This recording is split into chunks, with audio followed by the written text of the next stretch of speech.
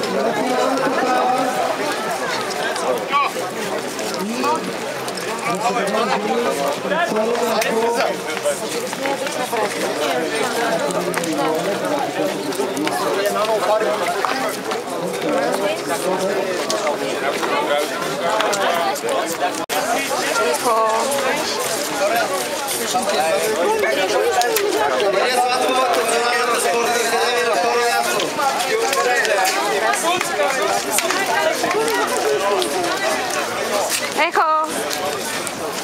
Ник! Третото място отива за Борис Николов, кмет на община Бургас. От първо до 12-то място ще има парични награди, а за победителя страхотна купа. Първо място с постижение 1 час, 23 минути, 58 секунди. Състезателят на младост 91 Пловдив Александър Николов.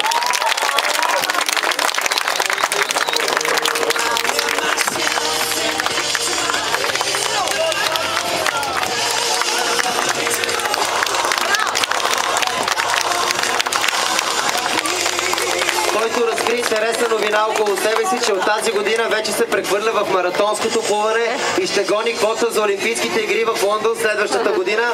Нека му пожелаем успех!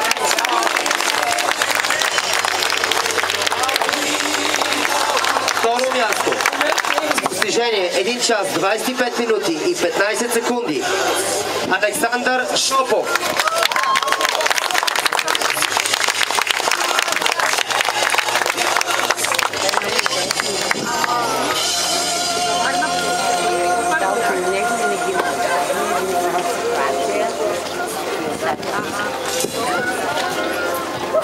Трето място с постижение 1 час, 26 минути, 31 секунди.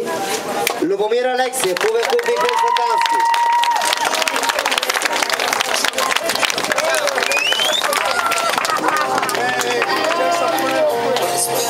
Още веднъж всички състезатели от първо до 12 място получават диплома, парични награди, а първите 3 медали. От доцент Лазар Каменов, заместник министър на физическото възпитание и спорта.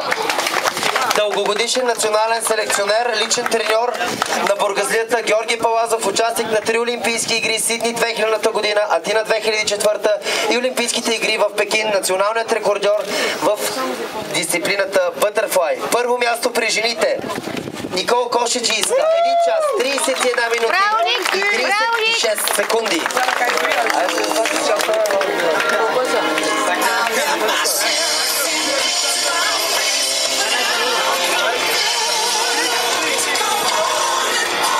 Второ място. Мария Златкова, Националната спортна академия. Час 34 минути и 7 секунди.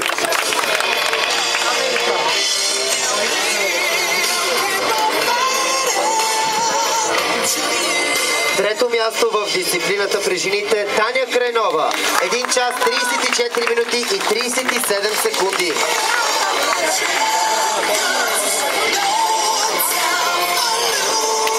Четвърто място Десислава Стоянова. 1 час, 35 минути, 21 секунди.